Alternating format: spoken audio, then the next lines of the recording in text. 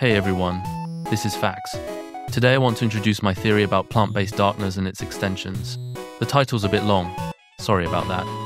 But that's because some of the ideas are pretty wild, and I don't want to spoil anything up front. So let me walk you through it step by step. I'm sure many of you remember this NPC hiding behind a curtain in Chapter 3's TV world. After getting pushed by the NPC behind the curtain, you obtain a weapon made from cactus needles, Saber 10. In Tenna's board game, there are descriptions showing affection toward cacti, as well as changes in how cacti are described in Lightworld Chapters 3 and 4. It becomes pretty clear that this NPC is the Sundera cactus from Chris's house. And here's the key point he also seems to be. As far as we know, the only Darkner created from a plant.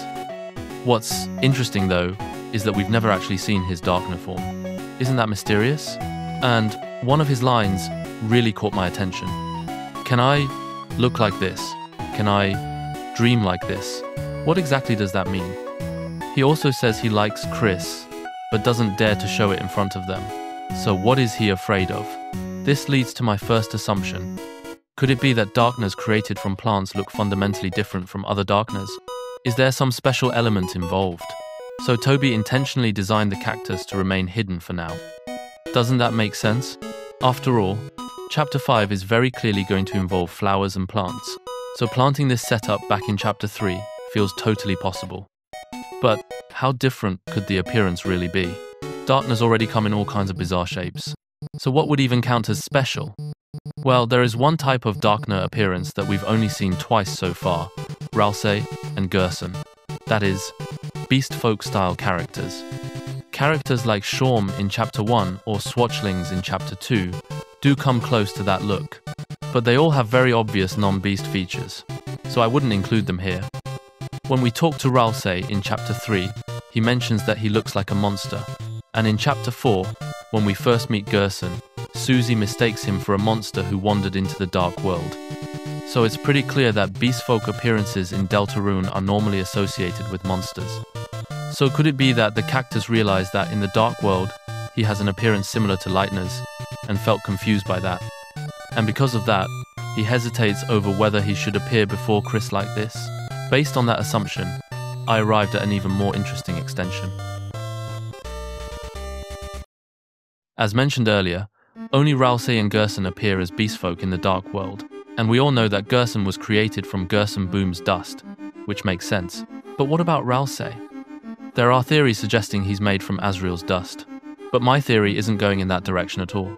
Instead, I believe Ralsei's true form is a plant, more specifically, a flower. So, first of all, why do I think Ralsei is a flower? To explain that, we need to go back to a tweet Toby Fox made years ago. At the time, he was promoting a shirt with artwork showing Ralsei surrounded by flowers. And in that tweet, Toby said, "Ralsei's shirt, he's always getting mixed up with flowers, isn't he?" That hasn't happened. I actually threw that line into ChatGPT for analysis, and just as I expected, the wording only implies that it hasn't happened in the past, not that it won't happen in the future. It also suggests that, in the speaker's mind, mistaking Ralsei for a flower would actually make sense. Doesn't that feel like a hint that Ralsei's true form being a flower is at least possible? Next up, some people might ask, wait, that doesn't make sense. If Ralsei's true form is a plant, how is Chris supposed to carry a potted plant around? A headband, a drawing, or a knife is one thing, but you can't exactly stuff a flower pot into your pocket. And yeah, that's totally fair. Honestly, the theory probably should have stopped there, until I came across another theory. Allow me to introduce the Ralsei's Asgore theory. Hey, don't laugh yet. I know it sounds ridiculous, but seriously, this theory is very earnest. I genuinely respect the creator. Even though I don't agree with the conclusion, they put a ton of effort into finding evidence to support it. It's absolutely worth checking out. And one particular point they made really caught my attention. They pointed out that in Chapters 2 and 4, right after leaving the Dark World, there's space big enough to hide a large character.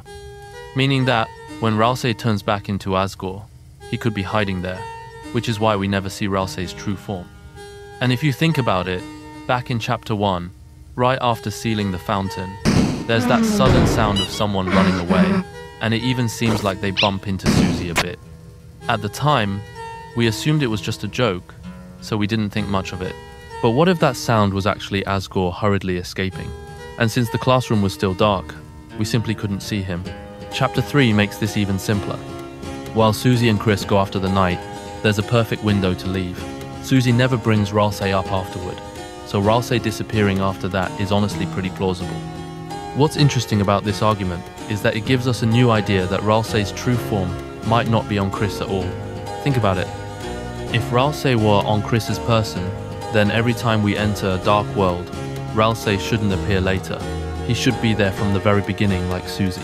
An even clearer example is Chapter 2. When we bring rules into the cyber world, there's a very obvious effect of him flying off of us.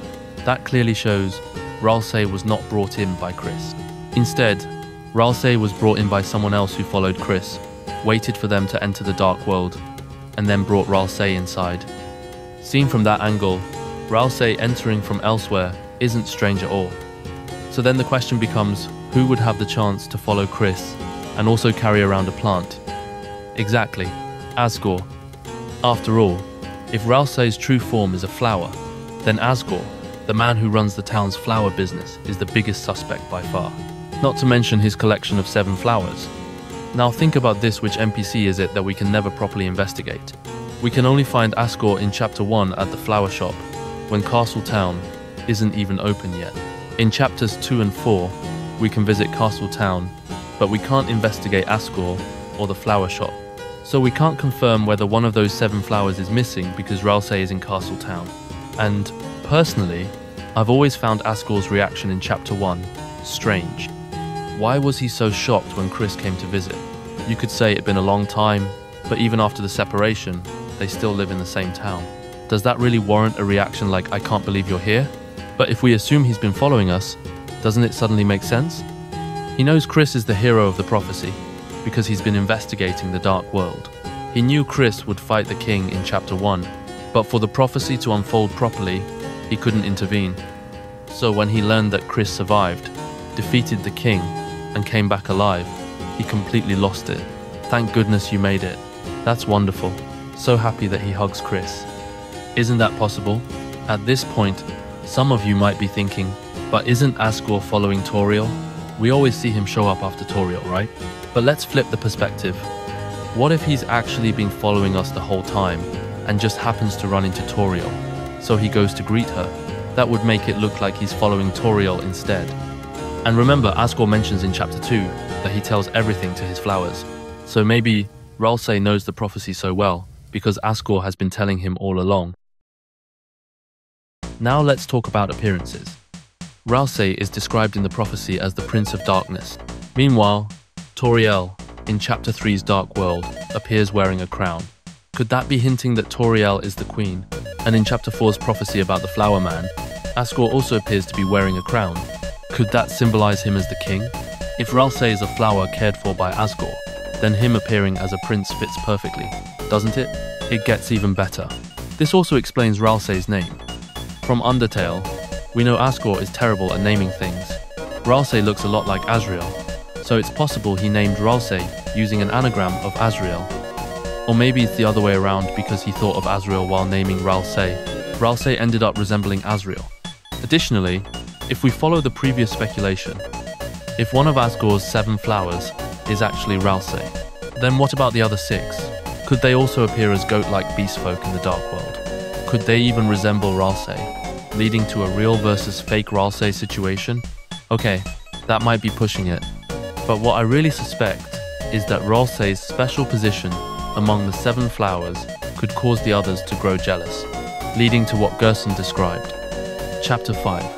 The vast garden is charred in an inferno of jealousy, and that wraps up my theory on plant-based Darkners and its extensions.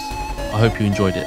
Of course, once we reach Chapter 5's Dark World, we'll know right away whether this holds up. But I have to say, if Chapter 5 introduces another goat beast folk, I'll probably jump out of my chair. Still, let's not get too optimistic if I'm wrong. It'll be pretty embarrassing. So that's it for this theory. Hold on. After watching this theory, my friend raised a very key question. According to your theory, what exactly was Asgore's goal in Chapter 3? After all, when a dark world opens in Toriel's house, he still only sends Ralsei down to investigate. How are we supposed to explain that? Wow, yeah, that's a good point. Based on Asgore's personality, leaving Toriel alone with the Knight should have made him extremely worried. And according to my earlier Three Forces theory, he should have been desperate to find the Knight. Sending only Ralsei into the dark world without taking any other action is honestly hard to imagine. Right now, I can think of two reasonable explanations. First, he trusts the prophecy so much that he leaves everything to us and doesn't worry about Toriel's safety. Second, Asgore himself is the Knight. I mean, honestly, that would explain a lot. It could mean he only pretended to kidnap Toriel to push us into action. It would also explain how Asgore has black shards. Laugh out loud, Asgore Knight theory, +1 point. That said, I personally don't find it very convincing. Asgore's body type just doesn't match the Knight's. And attacking Chris and their friends doesn't really fit Asgore's character. But since Chris might even turn on their companions, it's hard to say. Although regarding Chapter 3, I can't explain Asgore's motivation very well, but aside from that, for the theory that Ralsei is a flower, it nicely provides the reason why we can't in Chapters 2 and 4 investigate the flower shop. It also strengthens the parallel between Ralsei and Flowey from Undertale, which is why I'm really optimistic about this theory. Well, hopefully. So, one more time, that concludes my theory on plant-based Darkners and its extensions. I'm not sure if you all still like it, but I'd love to hear your thoughts. Whether you agree or disagree, I'm just happy to see what you think. I'll see you in the next theory. Bye-bye.